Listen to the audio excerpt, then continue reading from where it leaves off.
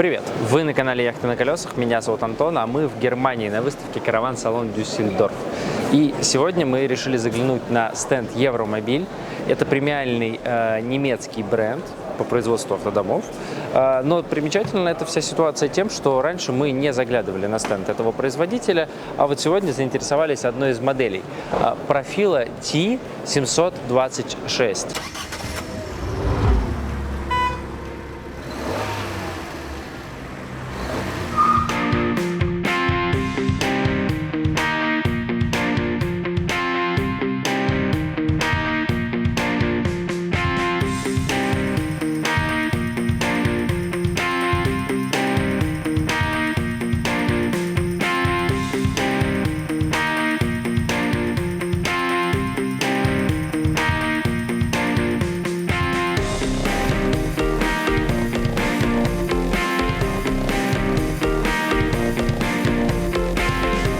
Эта модель в целом такой прямой конкурент, на мой взгляд, по моему ощущению, для Hummer BMCT различных.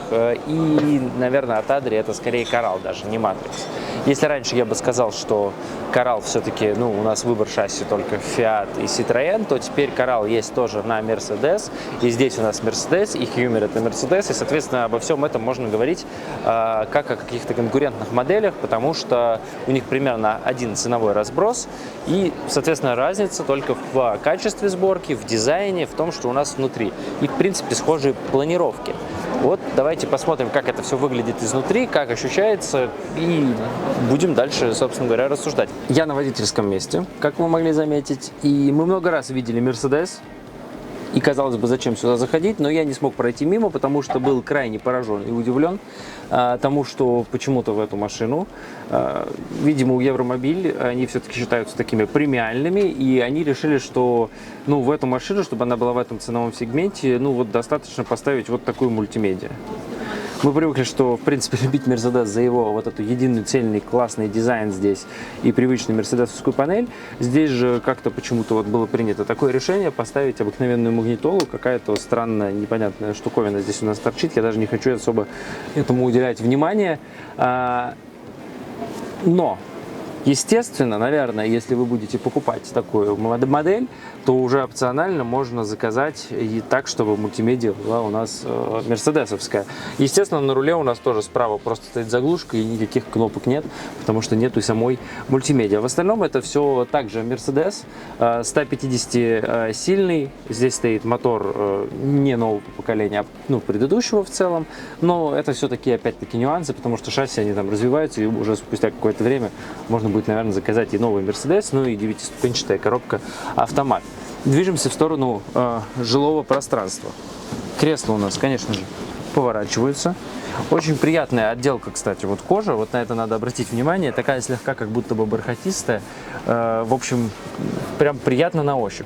Развернулся я на водительском месте и сразу же попадаю в столовую группу. Стол у нас вращается, причем очень легко, и я должен здесь обратить внимание на качество сборки. Все, что я здесь чего касаюсь, я прямо ощущаю какую-то его надежность и монументальность. Это отрицать было бы глупо. Стол даже как будто бы на ощупь, он такой тяжелый и выглядит как будто это искусственный камень. На самом деле он, конечно, какой-то ДВП с ламинированием, но очень такого высокого качества. Стол здесь у нас не опускается, не трансформируется, он просто вращается вот так вот во всех положениях. Причем, как вы можете заметить, очень действительно легко вращается. И, собственно говоря, про спальные места. Спальных мест у нас здесь два. Конкретно этой планировки 2 спальных места. Это основная кровать. Никакой опускаемой кровати я здесь, естественно, не наблюдаю. Алькова у нас нет, потому что это полуинтеграл. Но пассажирских мест... Кто дудит? Пассажирских мест при этом 4, потому что вот здесь у нас вот так вот раз, и мы видим кресло. То есть пассажирское кресло с ремнем, оно раскладывается из сидушки, естественно, как бы занимает место в этой сидушке, но, тем не менее, у нас есть возможность 4 пассажирам ехать пристегнутыми по правилам, а вот где они будут спать, это уже как бы вопрос совершенно другой, которого мы сейчас здесь особо и не касаемся, поэтому мы идем дальше в сторону кухни. Здесь у нас достаточно большая рабочая поверхность за счет вот этой такой обтекаемой формы. Мало того, очень интересное решение, в первый раз такое вижу, откидывается столик вот таким образом, когда мы открываем мойку. И получается рядом вот это еще дополнительная рабочая поверхность, а когда нам мойка не нужна, мы закрываем, и все это очень аккуратно вровень. Вот это все сделано из искусственного камня. Ну, то есть это не натуральный прям тяжелый камень, это такое каменная какая-то крошка. Я просто пытаюсь найти еще параллельно, где подсветка включается, она же где-то здесь есть. Каменная крошка с какими-то полимерами. Плита Тедфорд на 3 огня.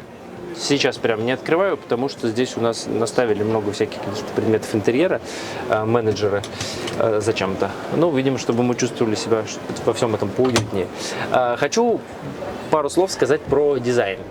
Субъективное мнение, сразу дисклеймер. Глядя на все это, как это на ощупь, как это выглядит, мне это напомнило, наверное, лайку. Вот. В лайке есть что-то такое похожее в дизайн-решениях.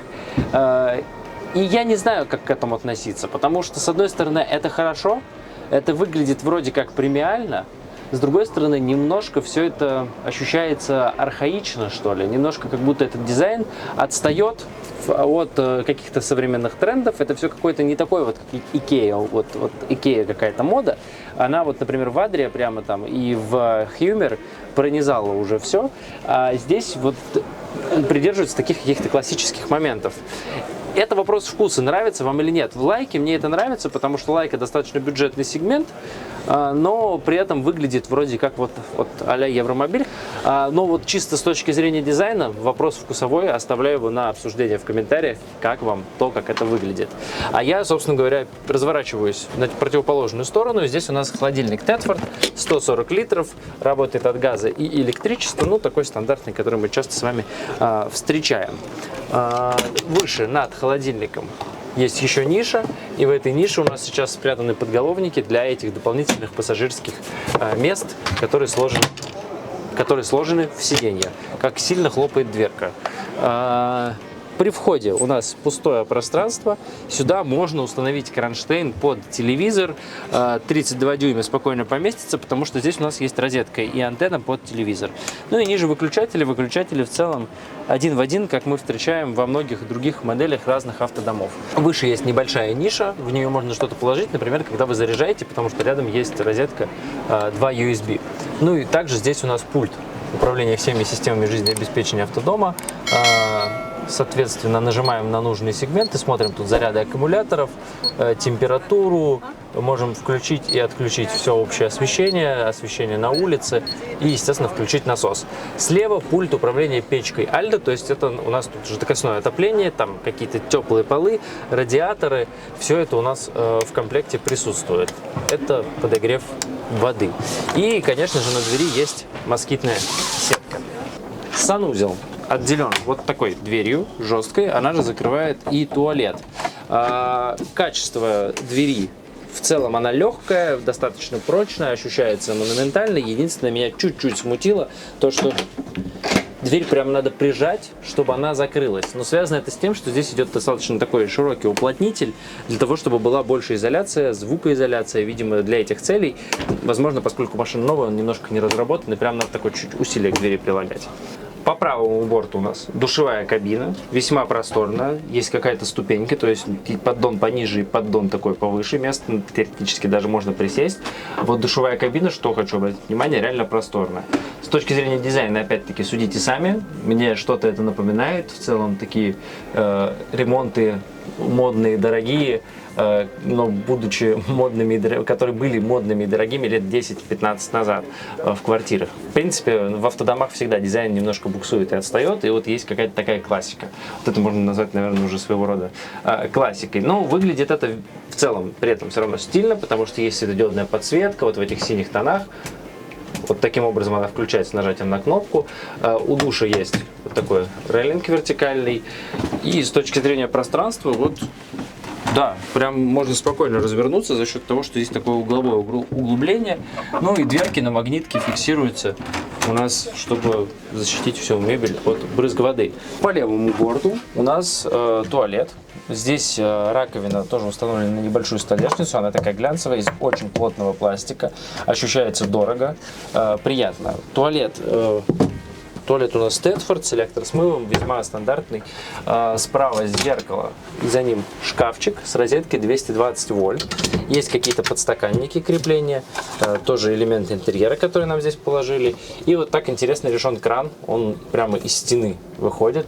И зеркало тоже с подсветкой, причем очень классно, что часто подсветка за зеркалом светит вдоль стены, создавая приятное освещение. Здесь она светит прямо на нас, и это очень удобно с точки зрения эксплуатации. В остальном хочу просто заметить, что почему-то, на мой личный, опять-таки, вкус, дизайн душевой кабины и туалета, несмотря на то, что это один такой санитарный блок, как-то достаточно сильно различаются по стилю. Хотя, возможно, это вижу только я. Опять-таки, все вкусовые моменты, которые очень персональные, давайте обсуждать в комментариях. Основная спальня, естественно, закрывается еще вот такими дверями, причем они выезжают у нас, двигаются с двух сторон по ползункам, вот так раз. Мы изолированы и от санитарного блока, и, если надо, от общего жилого пространства. Кровать. Вот таким образом поднимается изголовье, и все это может сдвигаться вперед. Тогда у нас становится тесным проход, но большая кровать. А так у нас есть изголовье, на котором удобно читать, например. Ну, в общем, вот такая немножко кровать-трансформер. Естественно, кровать еще можно поднять, и здесь есть место для хранения вещей. По бокам у нас ступеньки, в ступеньках тоже есть небольшие ниши, чтобы в них что-то хранить. Ну и, естественно, есть шкафчики в изголовье, фонарики, светильники, USB розетки 220 вольт по бокам.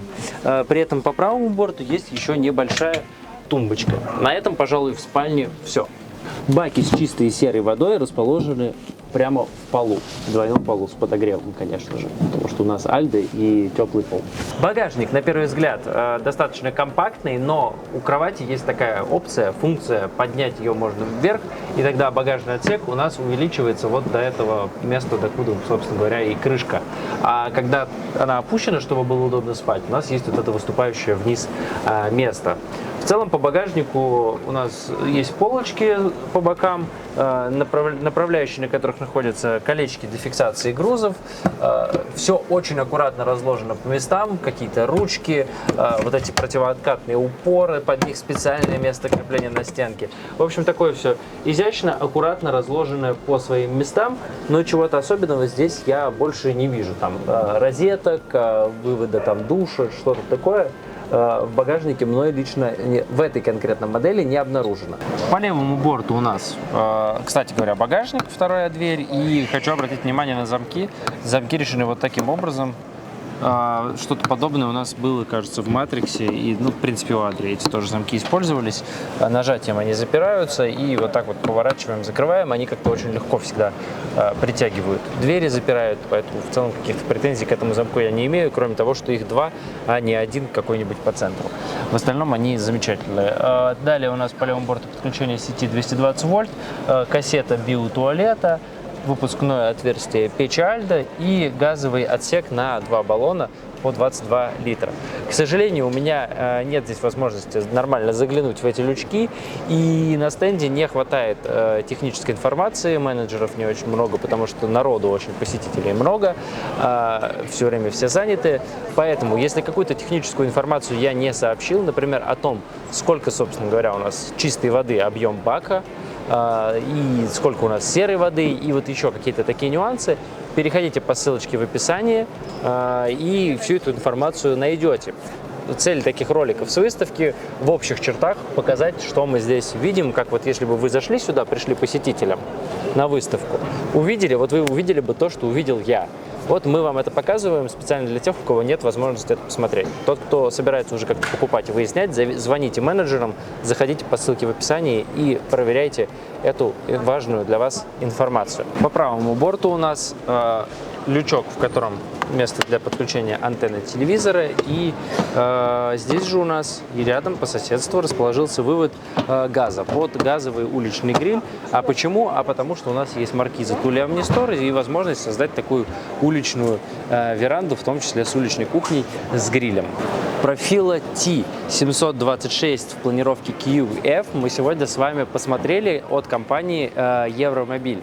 Неоднозначное ощущение, потому что, с одной стороны, есть качество сборки, оно ощущается прямо в каждой детали, а с другой стороны, соответствующая цена, но при этом такой вот дизайн немножко классический, и не самые современные, прогрессивные. Но это, опять-таки, повторюсь, штука вкусовая. Пишите в комментариях, как вам чисто визуально понравилось или нет, как вам конкретная планировка и вообще, что думаете про этот бренд, про Евромобиль. Меня зовут Антон, подписывайтесь на канал, чтобы ничего не пропустить, потому что у нас много новых еще роликов выходит из Дюссельдорфа, и если вы поставите колокольчик, то всегда будете в курсе новинок на нашем канале. До новых встреч, пока!